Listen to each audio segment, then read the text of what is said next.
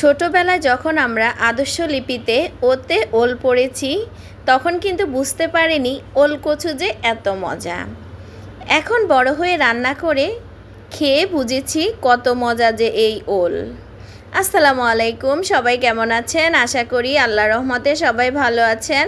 আমি আপনাদের দোয়ায় আলহামদুলিল্লাহ আমার পরিবার নিয়ে ভালো আছি। আমি ভিজি লাইফস্টাইল থেকে হাজেরা, ঢাকা থেকে আমার ভিডিওটা উপস্থাপন করছি। এই ওল কচু যে এত মজা, ওল কচুর রেসিপিটা কিন্তু আমি শেয়ার করতে পারিনি, শুধু রান্নার শেষে ভিডিওটা একটু শেয়ার করলাম আপনাদের সাথে। আমার ভিডিও যারা দেখা শুরু করেছেন প্রতিদিনের মতো একটা অনুরোধ করব, আমার ভিডিওতে লাইক দিয়ে শুরু করবেন প্লিজ। আর যদি ভালোবাসেন তাহলে একটা কমেন্টস করে জানাতে পারেন। তারপর এখানে আমি পটল ভাজি করেছি। পটল ভাজিটা খুবই দারুণ ছিল। আর সাথে তেলাপি মাছ ভুনা।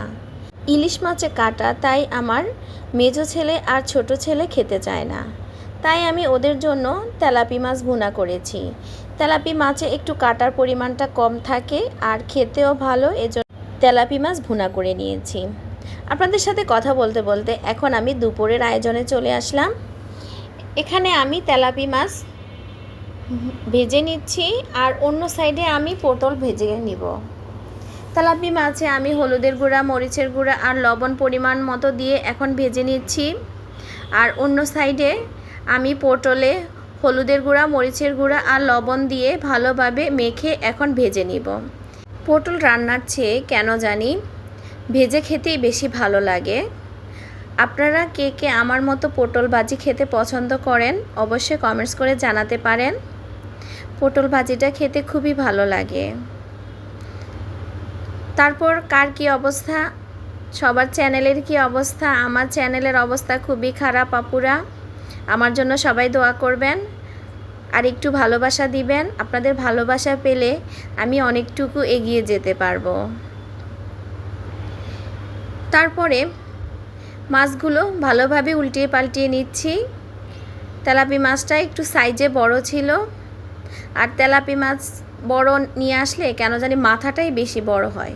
জীবন হলো মানুষের জন্য একটা নিয়ামত, আল্লাহ আমাদেরকে পাঠিয়েছে দুনিয়াতে ভালো কাজ করার জন্য, তাই আমরা চেষ্টা করব আল্লাহ যেভাবে যেভাবে আমাদেরকে নিয়মকানুন করে দিয়েছে ঠিক সেভাবে চলার জন্য। তারপর এদিকে আমি মাছ ভুনাতে টমেটো দিয়ে দিলাম। আজকে টমেটোগুলো খুব ফ্রেশ ছিল। আর এদিকে আমার মশলা কষানো হয়ে গেছে, এখন আমি মাছগুলো একে একে দিয়ে দিচ্ছি। আর মাছে কিন্তু আমি খুবই অল্প পরিমাণে ঝোল দিব। মাছ ভুনা কিন্তু এভাবে খেতে খুবই ভালো লাগে। যারা আমার নতুন আপু ভাইয়ারা আছেন প্লিজ একটা কমেন্টস করে যাবেন, আমি আমার সময় মতো ঠিক আপনাদের চ্যানেলে পৌঁছে যাব। এই যে দেখেন আমি পরিমাণ মতো পানি দিয়ে দিচ্ছি। আমি কতটুকু পানি দিচ্ছি দেখেন, একদম অল্প পরিমাণে। তারপর আমি মাছে পানি দেওয়া হয়ে গেলে এখন আমি ঢেকে রাখবো। এভাবে একটু ঢেকে রাখলে মাছের মধ্যে সব মশলা ঢুকবে, এজন্য আমি ঢাকনা দিয়ে ঢেকে রাখলাম। আর অন্য সাইডে পটলগুলো একটু উল্টিয়ে পাল্টিয়ে নিচ্ছি। আমি খুবই অল্প তেলে পটলগুলো ভেজে নিচ্ছি। বেশি তেল হলে পটলের মধ্যে কেমন জানি তেলের পরিমাণটা বেশি হয়ে যায়, এজন্য আমি একদম অল্প তেলে ভেজে নিচ্ছি। এভাবে পটল ভাজলে খুবই ভালো লাগে। আমার প্রিয় আপু ভাইয়াদের জন্য অনেক দোয়া রইল মন থেকে। আমি যারই ভিডিও দেখি আমি চেষ্টা করি ফুল ভিডিও ওয়াচ করার জন্য। আর যেসব আপু ভাইয়াদের চ্যানেল আমি সাবস্ক্রাইব করেছি আমি চেষ্টা করি সব সময় ওনাদের ভিডিও দেখার জন্য। প্রতিনিয়ত আমি যতটুকু পারি অবশ্যই চেষ্টা করি সবার ভিডিও দেখার জন্য। এই যে দেখেন আমার মাছ ভুনার কী অবস্থা, প্রায় হয়ে আসছে। এখন আমি ধনেপাতা দিয়ে নামিয়ে ফেলবো। ধনেপাতা না দিলে কেন জানি মাছ ভুনাটা অসম্পূর্ণ হয়ে যায়, তাই আমি চেষ্টা করি শুটকিতে, তারপর মাছ ভুনাতে, তারপর বিভিন্ন এমন কিছু সবজি আছে যেগুলাতে ধনেপাতা না দিলে নাই হয়। ধনেপাতা দিলে যেমন স্বাদ অন্যরকম হয়ে যায়, তেমনই দেখতেও সুন্দর লাগে। আর এই যে দেখেন আমার পটল ভাজির ফাইনাল লুক কেমন হয়েছে একটা কমেন্টস করে জানাতে পারেন। এভাবে পটল ভাজি করলে অনায়াসে আপনি এক প্লেট ভাত খেতে পারবেন। আর সাথে তেলাপি মাছ ভুনা ছিল। তেলাপি মাছ ভুনাটাও অসাধারণ হয়েছে। আমি কিন্তু বেশি ঝোল রাখিনি।